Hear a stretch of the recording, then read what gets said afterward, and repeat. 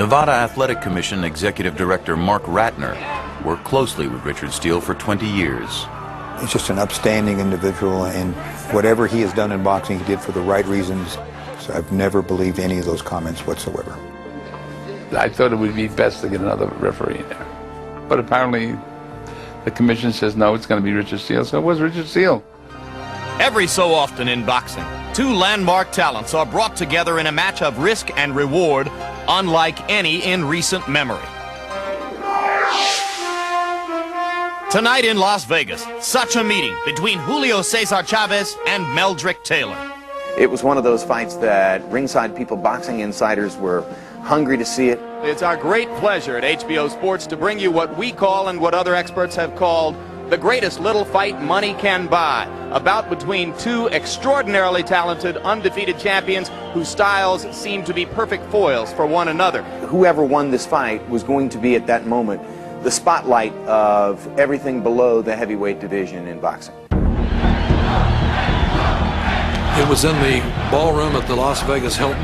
That building held 9,200 people, and I would say about 7,000 were people from the Culiacan neighborhood. So in the past 50 years, no professional boxer has begun a career and sustained unbeaten success for as long as has Julio Cesar Chavez. Meldrick Taylor was really up for the fight.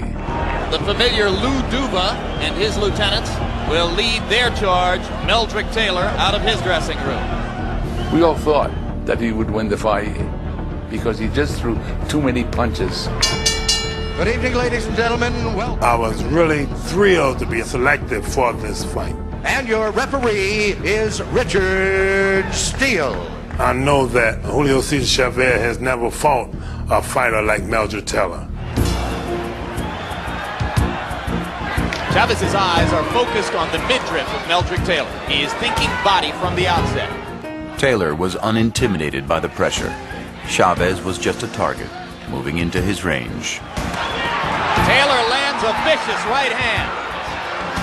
Look at the speed of Meldrick Taylor's flurry. Brilliant stuff from Meldrick Taylor. The drama in this fight early on was that Taylor was dominating a terrific fighter. Taylor still trading 4 blows to 1 for Chavez. Nobody expected that to happen.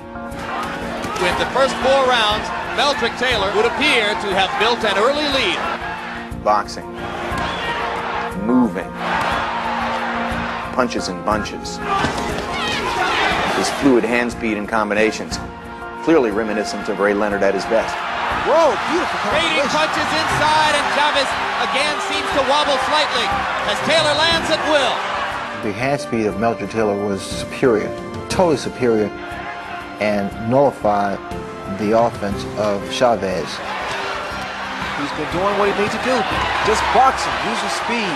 Taylor was way ahead. And as round 5 comes to a close, Meldrick Taylor throws his glove skyward in celebration of his performance so far. He was winning the fight. Now you're boxing beauty. There's no doubt in anybody's mind. This is why we try to hold him up a little bit and slow him down. Now just settle down, settle down. Don't let the guy carry you too fast. Because we saw the fight maybe going into the 12th round, and we wanted to hold him back a little bit so he had enough to turn it on in case he needed it. But through the middle rounds, Taylor showed no signs of slowing down. It's hard to imagine Taylor being more effective. Hard to imagine him doing a better job of rising to the biggest occasion of his career. Even Chavez's staunchest supporters were in shock. Meldrick Taylor was dominating Chavez for 9-10 rounds. Even the Chavez corner said, come on, do it for your family, for your sons, for everybody, for your country. You're losing the fight. Un esfuerzo más, Julio, por tu familia. For your family, Julio. They know how desperate the situation is. Here was an unbeaten young champion fighter fighting the fight of his life against one of the greatest fighters in the sport, and I thought that he won the first 9 rounds of the fight.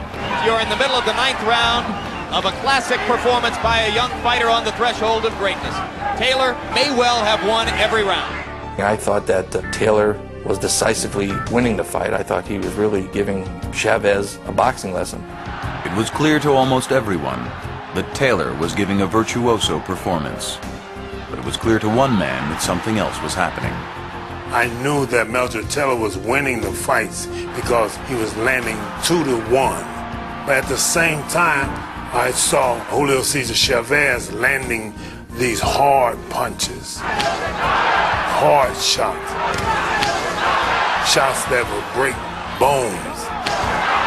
Most of the audience didn't know how much of a beating that this young man was taking. It's incumbent on Taylor not to give Chavez an unnecessary chance to get back into this. We started to see very gradually that there was a shift. Taylor was landing punches, but Chavez was starting to land more hurtful ones. There is swelling around both of Meldrick Taylor's eyes. You were giving him round after round, and then you looked up and said, what happened to this guy? It looked like he'd been hit by a windmill. Taylor beginning to look more the worse for wear than the action of the bout would have led you to believe, though. I think Julio was turning the tide. I still don't think he was winning rounds, but he was punishing Meldrick physically from the middle rounds of the fight on, and that ultimately was going to tell the tale. Chavez finally seizing the initiative for the first time in round 10, and for the first time there's a mild air of danger from Meldrick Taylor. He knew he was losing the fight, but he also knew that he was extracting a cost for Meldrick Taylor to win each one of those rounds. Blood again from the mouth and the nostril. The issue became, can I get him before they say the fight's over? As round 11 comes toward a close, and Taylor was woozy and almost went to the wrong corner. Finally came down to the 12th round, and he was winning the fight. Sure, he got hit some shots, but he was in condition, and we tell him in the corner, look, this is the last round. No, this is the last round. The whole fight is right now. But the advice Lou Duva remembers offering, and what was actually said in the corner, differ just a bit. Move, move, move. Dance, dance, dance, you know?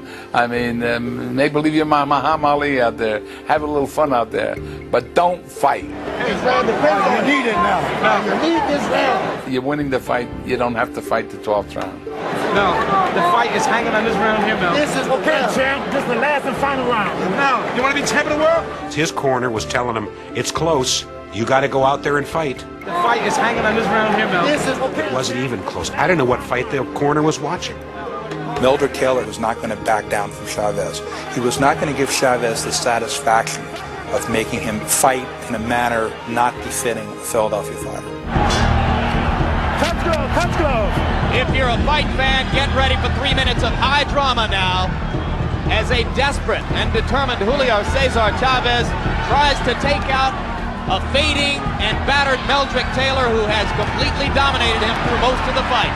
Early in round 12, the only question on everybody's mind was, can Taylor finish the fight on his feet? If he does, he wins. 2 minutes to go. Maybe 2 minutes left in Julio Cesar Chavez's historic unbeaten streak. It was like watching someone leading the Boston Marathon for 25 miles and they're falling apart. That is a tired Meldrick Taylor slipping to the canvas. Can this guy just get to the finish line? Both of Taylor's eyes are closing. The blood continues to flow from his nose and his mouth, but if he stands up, he wins. I do remember feeling that the sand was running out of Taylor's hourglass.